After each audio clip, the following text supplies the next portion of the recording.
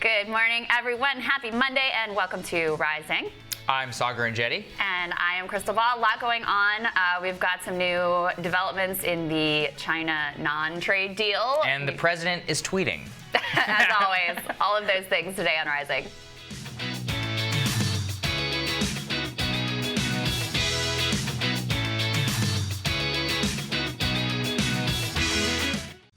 All right, folks, we got Saagar holding down the chair this week. What's on your radar, buddy? Well, what's on the radar is that the United States is currently on the brink of a trade war with China. The president announced a new round of tariffs on China that kicked in on Friday at midnight. After trade negotiations between the two fell apart, he actually addressed it while he was speaking to the nation on Friday. What I'm doing now with China should have happened many years ago, not just Obama, long before Obama. Now, Wall Street is suffering right now. They have long benefited from the fact that the United States and China have some of the two most integrated economies in the world. We have the supply chain from China, which feeds cheap U.S. goods. And we're supposed to believe, from many of our friends, that because the Wall Street is suffering, that the U.S. market as a whole is. But are you really better off because the plastic cup that you drink your coffee in is 0.0005 cents cheaper? And what's that leading to is a new nationalism. It's a new sense within the United States that because we have to pay 5 to 10% or 5 to 10 cents more for a particular product, or maybe $100 more for an iPhone that's domestically produced, that a critical supply chain is not controlled by a basically self-declared adversary, if not enemy, of the United States.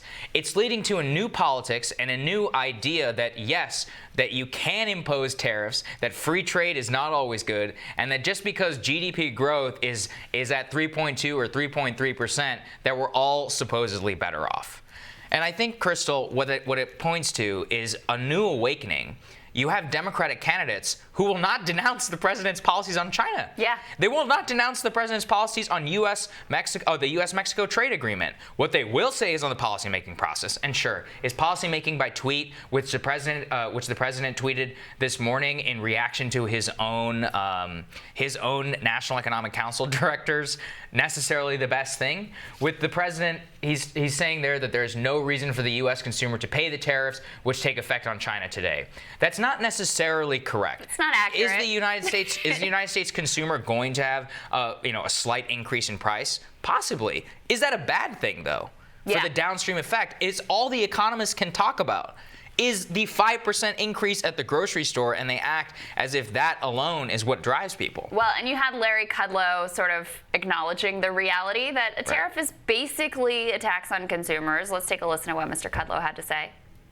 Fair enough. In fact, both sides will pay. Both sides will pay in these things.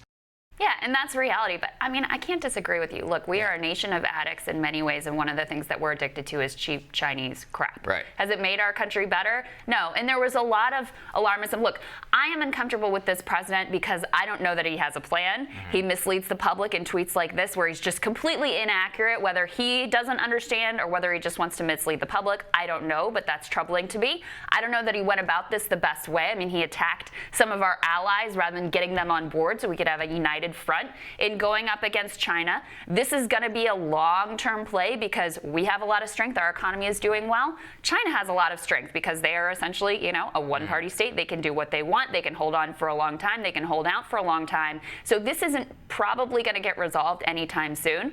Right. But there's all this alarmism from the sort of previous consensus, right, business-friendly consensus that, oh my God, if you do anything different on China trade, it's just going to be an absolute disaster. Clearly that hasn't borne out. Now, are there people that are hurting already from this? Yes, primarily farmers, primarily in Trump parts of the country, right? They are truly being hurt and hit already. But if you talk to them, they'll say, but the president is making moves on China. Yeah. And it's God forbid that J.P. Morgan and Goldman Sachs and all these big corporations cannot buy back 2% more of their stock, right, because of these China tariffs. Right. And I mean, the farmers that I've talked to in Iowa in particular, the folks that I have on the ground there say that, farmers are are largely with the president. They're willing to wait it out. But the longer it takes to come to a deal, this is just another part of uncertainty into an already very uncertain, way of earning your living. You've got Mother Nature to deal with. You've got, as we're going to talk about later in the show, massive consolidation that has made it much harder for family farmers to earn a living. And then you add on top of that the uncertainty of this trade war. I would just say, look, Wall Street was really counting on. They thought they had a deal. They were like ready to pop the champagne corks. This is going to take a long time.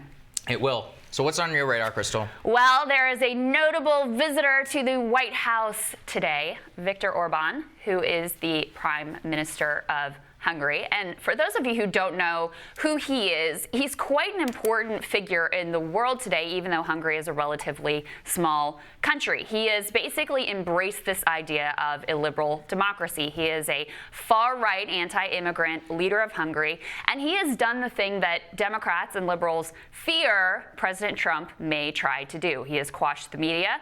He has quashed the most prominent education establishment inside the country of Hungary.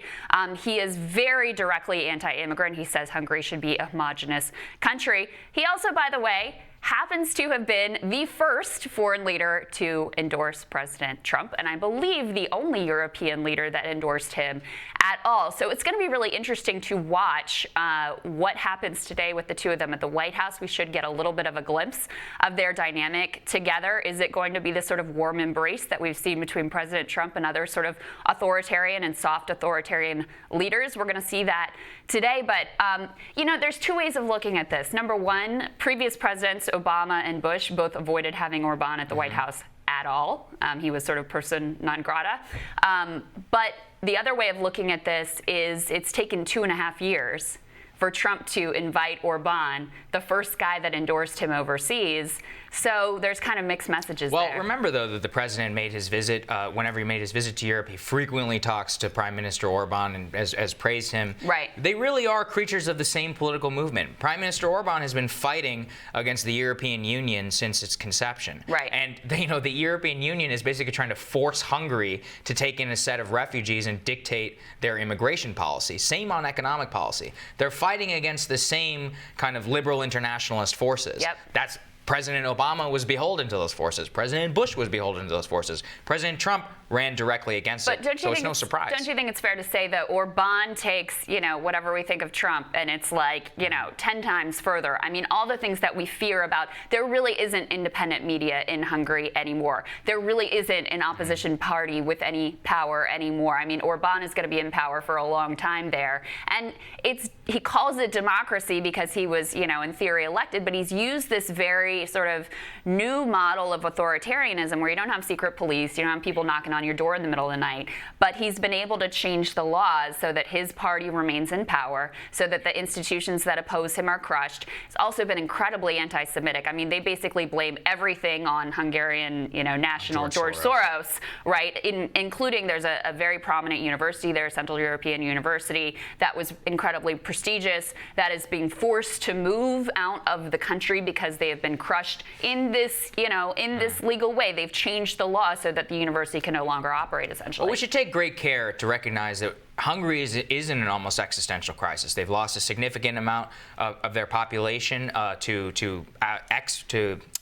their immigration problem of brain drain. They've had problems with their economics. They've lost 1 million people in a country of 10 million. Right. I mean, their European Union for them has been by many metrics not great. And so when you look at those types of politics and you have millions of Syrian refugees coming through, their problems are very different from ours. And so, you say it's 10 times more, well, perhaps their problems are 10 times worse. Interesting. Yeah. Interesting to watch the dynamic today. Keep your eyes on that. Next up on Rising, former Massachusetts Governor Bill Weld says that the president's vindictiveness is what motivated him to launch a primary challenge. He expands on that with Saagar and me. And it was the op-ed that set the internet on fire. The president of the Roosevelt Institute explains why she agrees that it's time to break up Facebook.